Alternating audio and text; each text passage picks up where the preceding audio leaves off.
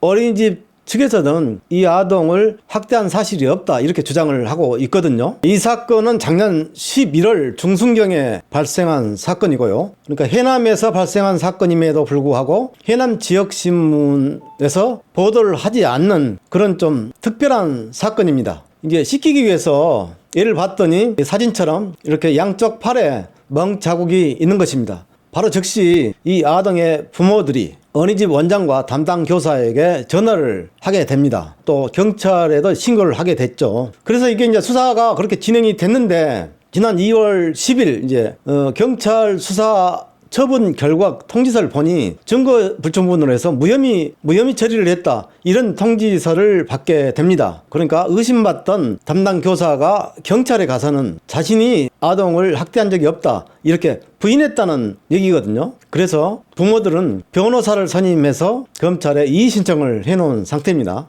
그 피해 아동 부모의 주장은 이렇습니다. CCTV 카메라가 보이지 않는 곳으로 데리고 갔다. 거기서 이렇게 해서 멍자국을 만들었다. 학대를 했다. 이런 주장이거든요.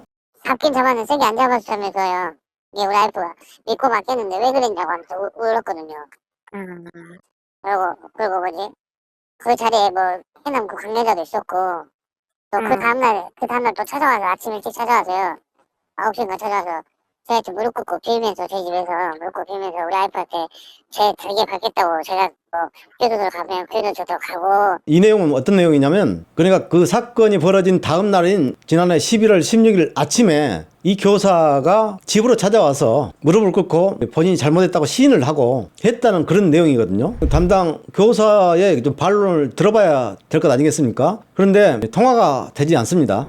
고소 고발한 그런 사건 아니겠습니까? 무혐의로 이게 결론이 나게 되면은 역으로 어린이집 측과 그 담당 교사가 역으로 이제 이 아동의 부모를 법적으로 문제 삼을 가능성이 높다는 얘기거든요. 그래서 이 사건은 이렇게 비화돼 있고 오히려 더 이게 사건이 더 복잡해진 거 아니냐. 피해자만 있고 가해자가 없는 그런 사건으로 이게 되면은 어떻게 되는 겁니까? 그러니까 이 사건이 지난해 11월 중순에 발생했는데 해남 지역 신문에서도 보도를 하지 않았고 그리고 해남군에서도 지역의 이미지 때문에 시시하다가 오히려 사건 자체가 더 확대된 게 아닌가 그런 생각을 지울 수가 없습니다.